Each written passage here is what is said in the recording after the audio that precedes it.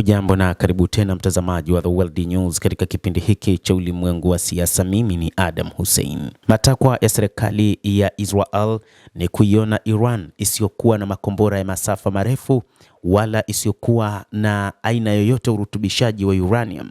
Hicho ndicho ambacho Wayahudi wanataka dhidi ya nchi ya Kiajemi, kwa maana Jamhuri ya Kiislamu ya Iran.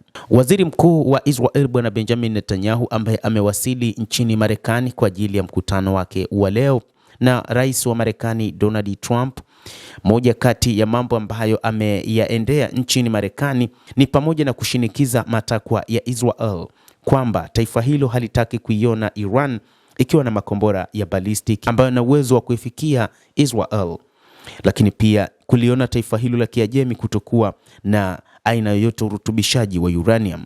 Waziri Mkuu wa Israel ambaye yuko ziarani huko Marekani anaenda kujadili suala hilo la Iran la makombora masafa marefu pamoja na nyuklia.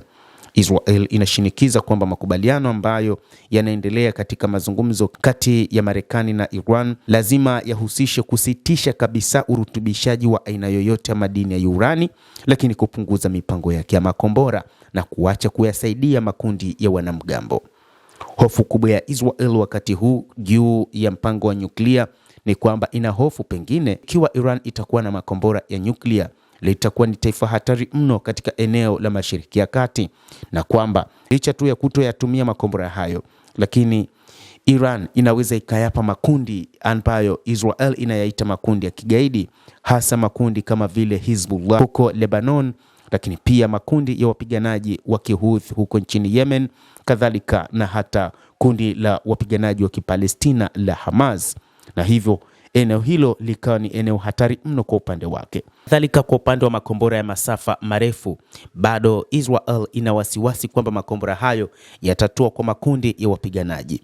Wakati huu Iran inatajwa ina makombora mengi mno ya masafa marefu yaliyohifadhiwa katika hifadhi kubwa ya chini ya ardhi, na kwamba taifa hilo wakati huu ni moja kati ya mataifa tajiri kwa kuwa na makombora ya masafa marefu, makombora ya masafa ya kati na makombora ya masafa mafupi.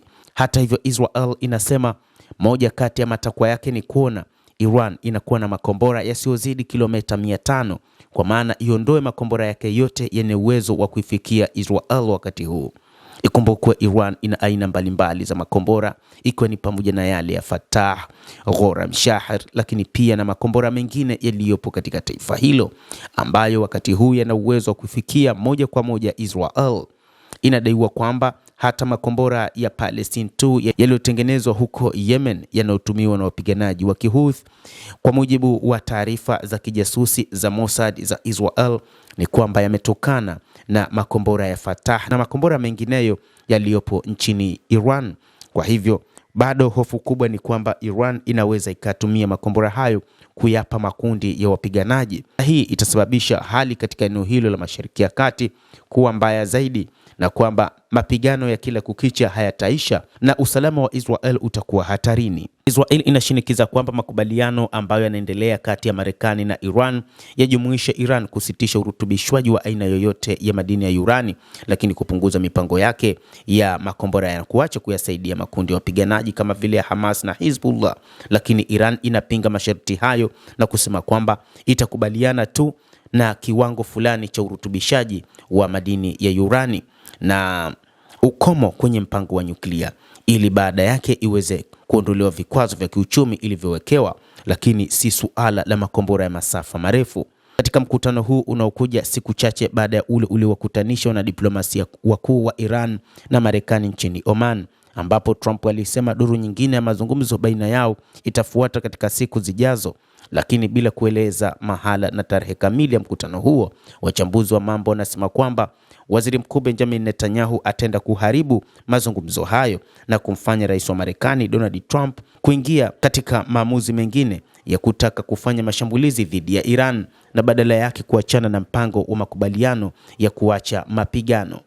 Mtazamaji wa The World News, endelea kutufuatilia, lakini usisahau kulike, usisahau kucomment, kadhalika kusubscribe channel yetu hii ili upate habari hizi kwa mapana kupitia The World News. Naitwa Adam Hussein, endelea kuwa nasi wakati wote, endelea kutufuatilia.